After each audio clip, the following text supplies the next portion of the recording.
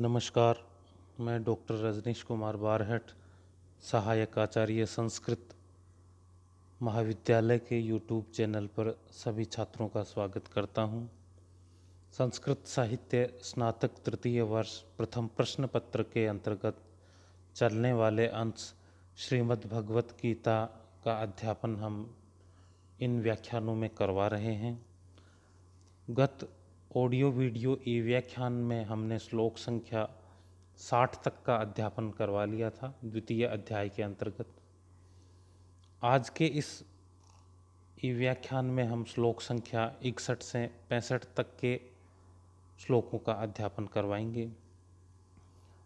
प्रसंग श्रीमद् भगवत गीता के द्वितीय अध्याय से संकलित है। द्वितीय अध्याय में श्री कृष्ण युद्ध भूमि में ही युद्ध से विमुख अर्जुन को कर्तव्य का, नीति का उपदेश देते हैं। उसी उपदेश के क्रम में वे जो स्थित प्रज्ञ की परिभाषा देते हैं, जो पुरुष कैसा पुरुष स्थित प्रज्ञ है, ये तथ्य समझाते हैं। श्लोक का वाचन है। तानि सर्वाणि संयम्य युक्त आसीत मत्परः वशे ही यस्येन्द्रियाणि तस्य प्रज्ञा प्रतिष्ठिता। गत श्लोक में श्री कृष्ण अर्जुन से कह रहे थे कि हे कौन्तेय, विवेकी व्यक्ति को या बुद्धिमान व्यक्ति को भी ये प्रमथन स्वभाव वाली जो इंद्रियाएं हैं वो बलपूर्वक उसका हरण कर लेती है, इसलिए इनसे सावधान रहना आवश्यक है। अब 61वें श्लोक में क्रमशः वो कह रहे हैं तानि सर्वाणि संयम्य, उन सब को, तानि सर्वाणि उन सब को, किन सब को? जो पूर्व में बताई गई इंद्रियाएं हैं, जो प्रमथन स्वभाव वाली इंद्रियाएं, जो पुरुष के चित्त को बलपूर्वक हरण कर लेती है, ऐसी उन सब इंद्रियाओं को संयमित करके युक्त आसीत मत्परः, मत्परः युक्त आसीत, जो मेरे में परायण होकर बैठ जाता है, स्थिर हो जाता है, जो मुझसे संयुज्य होकर स्थिर हो जाता है, जो पुरुष उन सारी इंद्रियाओं को संयमित करके मुझसे युक्त हो जाता है, वशे ही यस्य इंद्रियाणि, वशे यानी वश में, यस्य इंद्रियाणि जिसकी समस्त इंद्रियाएं वश में होती है, तस्य प्रज्ञा प्रतिष्ठिता, उस पुरुष की बुद्धि स्थिर कही जाती है, उसकी प्रज्ञा प्रतिष्ठित कही जाती है। हे अर्जुन, जो पुरुष समस्त इंद्रियों को संयमित करके मुझ में ही युक्त हो जाता है, उस संयमित इंद्रियों वाले पुरुष की बुद्धि है वो प्रतिष्ठित कही जाती है। 65वां श्लोक है। ध्यायतो विषयान पुंस संगस्तेषु उपजायते संगात संजायते कामे कामात क्रोधो भी जायते। यहाँ कृष्ण कह रहे हैं ध्यायतो विषयान पुंस है। ध्याय तो यानी बार बार विचार करते रहने पर, ध्यान करते रहने पर। किनका ध्यान? विषयान, विषय भोगों का ध्यान करते रहने पर। पुंस, पुरुष का, संगह तेषु उपजायते, संग लगाव या आसक्ति, तेषु उनमें, उपजायते यानी उत्पन्न हो जाती है, उनमें लगाव उत्पन्न हो जाता है। किनमें? विषय भोगों में लगाव उत्पन्न हो जाता है। कब? ध्याय तो, विचार करते रहने पर, ध्यान करते रहने पर, विषय भोगों का ध्यान करते रहने पर मनुष्य का उन विषय भोगों में लगाव, जुड़ाव अथवा आसक्ति उत्पन्न हो जाती है। संगात संजायते काम है, और उस संग यानी आसक्ति से संजायते उत्पन्न होता है काम है, यानी काम, कामना, प्राप्त करने की इच्छा। और उस आसक्ति के बाद दूसरी कड़ी क्या है, उन भोगों को प्राप्त करने की कामना उत्पन्न होती है। कामात क्रोधो भी जायते, और कामना से क्या होता है, फिर क्रोध उत्पन्न होता है। कामना की जब पूर्ति नहीं होती है तो मन में क्रोध उत्पन्न होता है। आगे वाला श्लोक है क्रमशः, क्रोधात भवति सम्मोह, और क्रोध से मूढ़ भाव उत्पन्न होता है, सम्मोह का भाव उत्पन्न हो जाता है। सम्मोहात स्मृति विभ्रम है, और मूढ़ भाव के बाद स्मरण शक्ति भ्रमित हो जाती है।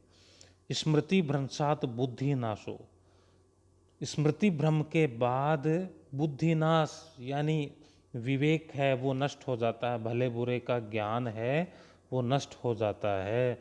बुद्धि नाशात प्रणश्यति, और उस बुद्धि नाश के बाद व्यक्ति अपने मार्ग से भटक जाता है, अपने श्रेष्ठ पथ से वो गिर जाता है, अपने नीति मार्ग से विचलित हो जाता है। इस प्रकार हे अर्जुन, विषयों का ध्यान करते रहने से पुरुष में उनके प्रति आसक्ति उत्पन्न होती है, उस आसक्ति से फिर उनको प्राप्त करने की कामना उत्पन्न होती है, प्राप्त नहीं होने पर उनसे जनित क्रोध उत्पन्न होता है, क्रोध के बाद सम्मोह उत्पन्न होता है, सम्मोह के उपरांत स्मृति में विभ्रम होता है, स्मृति में विभ्रम से बुद्धि का विनाश हो जाता है, और विनष्ट बुद्धि वाला व्यक्ति प्रणश्यति, नाश को प्राप्त हो जाता है, अपने मार्ग से वो भटक जाता है, विचलित हो जाता है। इस प्रकार है अर्जुन, ये जो इंद्रियाएं और विषय है ये मनुष्य को अंततः विनाश या अपने मार्ग से विचलित करने का कार्य करती है। 64वां श्लोक है, राग द्वेष वियुक्तैस्तु विषयान्निन्द्रियश्चरन् आत्मवश्येर विधेयात्मा प्रसादम अधिगच्छति। राग देश वियुक्ते, राग और द्वेष से छूटी हुई, राग और द्वेष से रहित, आत्मवश्य अपनी आत्मा के वश में रहने वाली या स्वयं के वश में रहने वाली, इंद्रिय इंद्रियाओं के द्वारा, विषयान चरण विषयों में विचरण करता हुआ, विधेयात्मा जो आत्मयुक्त पुरुष है, प्रसादम अधिगच्छति, प्रसाद को प्राप्त करता है, परम तत्व को प्राप्त करता है। यहाँ कृष्ण अर्जुन को कह रहा है कि जो राग और द्वेष है, किसी वस्तु को प्राप्त करने की लालसा राग है, उसके प्रति लगाव राग है, उससे घृणा का भाव द्वेष है, उन दोनों से ही रहित आत्मवश्य स्वयं के वश में रहने वाली इंद्रियों से यदि कोई व्यक्ति, यदि कोई पुरुष विषयों का उपभोग करता भी है तो ऐसा विधेयात्मा प्रसादम अधिगच्छति, प्रसाद को या प्रसन्नता, अंतःकरण की प्रसन्नता को प्राप्त करता है। उसमें जो पूर्वोक्त विषय दोष है वो नहीं आता है।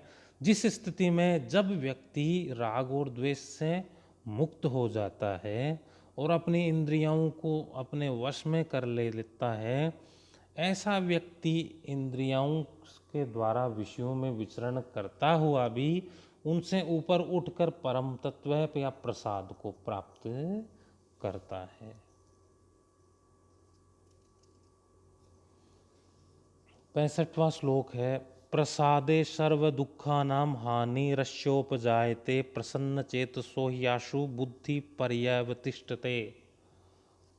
प्रसादे सप्तमी एक वचन, प्रसाद के प्राप्त हो जाने पर, प्रसाद के आ जाने पर, सर्व दुखा नाम समस्त प्रकार के दुखों की, हानि अश्योपजायते, हानि यानी नाश, उपजायते हो जाता है। इनका नाश हो जाता है, सारे प्रकार के दुखों का नाश हो जाता है। कब? प्रसादे प्राप्ते सति, प्रसाद के प्राप्त हो जाने पर। कौन सा प्रसाद? जब व्यक्ति सारी इंद्रियों को वश में करके फिर विषय भोगों में विचरण करता है और जो राग और द्वेष से रहित हो जाता है, ऐसे व्यक्ति द्वारा जब प्रसाद प्राप्त कर लेने पर सारा जो दुख है, सुख दुख है, वो नष्ट हो जाते हैं। प्रसन्न चेत सो ही आशु बुद्धि पर्यवतिष्ठते। प्रसन्न चित्त वाले ऐसे व्यक्ति की आशु शीघ्र ही बुद्धि पर्यवतिष्ठते, बुद्धि है वो भली भांति प्रकार से स्थिर हो जाती है।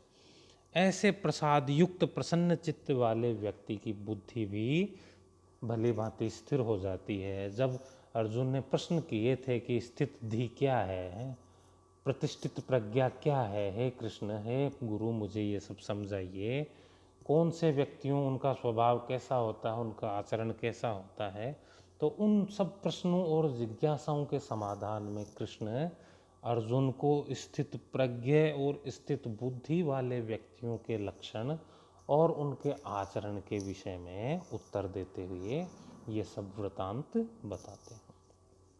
आज के इस संक्षिप्त ऑडियो वीडियो ई व्याख्यान में हमने श्लोक संख्या 61 से 65 तक का अध्यापन करवाया।